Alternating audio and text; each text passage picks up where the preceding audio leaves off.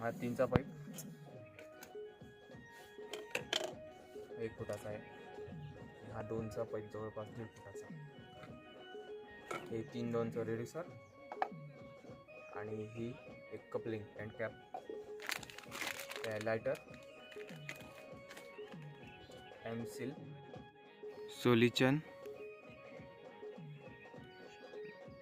Hole पाडायचं यंत्र,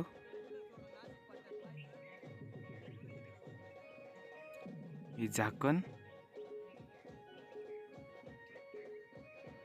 याला मधोमध एक होल पाडून घ्यायचं.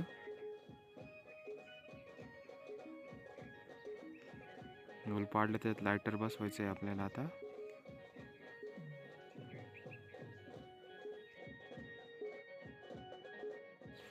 हे लायटर या झाकणात होल पाडलेल्या ठिकाणी आपल्याला बसवायचं आहे. आता त्याला एमसील लावून पॅक बसवून घ्यायचं, म्हणजे पार झाल्यावरती मागवणार नाही.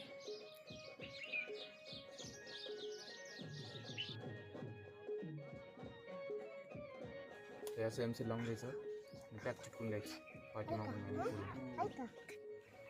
सोल्युशन टाकून ते 2.5च्या पाईपाला एमसील लावलेलं झाकण बसून घ्यायचं आहे. आता फिट्ट बसून घ्यायचं आणि नंतर थोडं एमसील टाकून लिकेज ठेवायचं नाही, गॅस निघू नये म्हणून. आता जवळपास लायटरच्या आसपास होल पाडायचा आहे नवीन. त्यावर आपण ही झाकता येईल या पद्धतीची कपलिंग टाकायची कापलेली. अशी कपलिंग वरून टाकायची.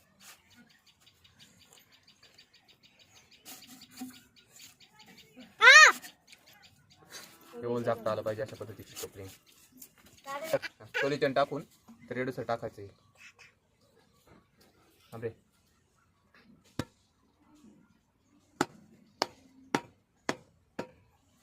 असं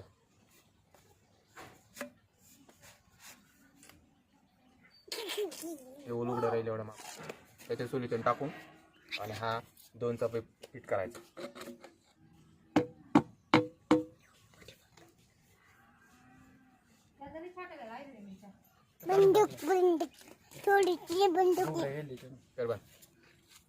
झाली आपली गन तयार. इथे एमसील लावून पॅक केलं. हे होल झाकता यासाठी हे कपलिंग टाकली. याच्यातले थोडे खडे याच्यात टाकायचे. त्याच्यावर थोडंसं पाणी टाकायचं. हा बंद करायचा.